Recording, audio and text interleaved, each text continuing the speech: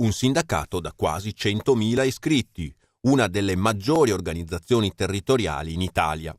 La CISL celebra l'unione tra Treviso e Belluno, 76.000 aderenti la prima, 23.000 la seconda. Dopo le varie categorie, il congresso confederale, in programma a Castelbrando, di Cison di Valmarino, giovedì e venerdì, completa l'iter di aggregazione sancendo l'accorpamento delle strutture provinciali.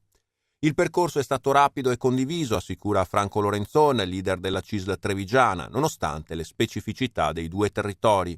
Due realtà che non si erano mai incrociate finora, dobbiamo tenere presente che la storia ha anche il suo peso e che però ci sono dei momenti, e questo è uno di quelli, nei quali occorre uno scatto di reni. La globalizzazione ci impone di mettere insieme, come è stato detto prima, non solo le risorse ma anche le intelligenze e poi, se permettete, mettiamo insieme anche un po' di massa critica, cioè Treviso da solo, per quanto grosso sia, dentro un processo anche di evoluzione istituzionale rischia di fare il vaso di cocci. Treviso e Belluno insieme si possono anche dare una mano con le loro specificità che non sono problemi ma sono sicuramente risorse e opportunità. L'operazione di riassetto, decisa su scala nazionale, in Veneto si fonderanno pure Padova e Rovigo, potrebbe essere un esempio anche per altri enti, se lo augura Anna Orsini, segretaria provinciale di Belluno.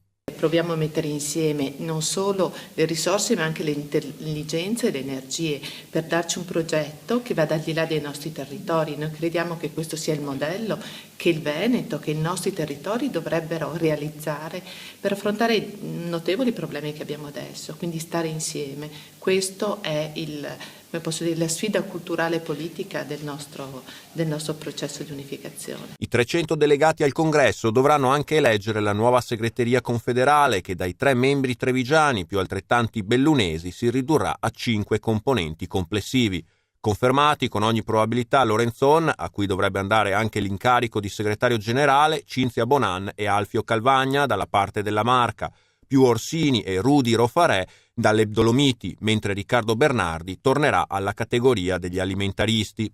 Avevamo un centinaio di segretari o membri di segreteria tra Belluno e Treviso, adesso li abbiamo dimezzati, però le persone che lavorano, che fanno la loro attività sindacale, che continuano ad andare a fare i contratti, che continuano a fare le assemblee, che continuano ad andare a fare gli iscritti, che continuano ad andare sul territorio a fare i loro servizi, ci sono come prima, anzi probabilmente li abbiamo liberati da compiti di riflessione, di direzione, perché li fanno in pochi e loro sono più disponibili.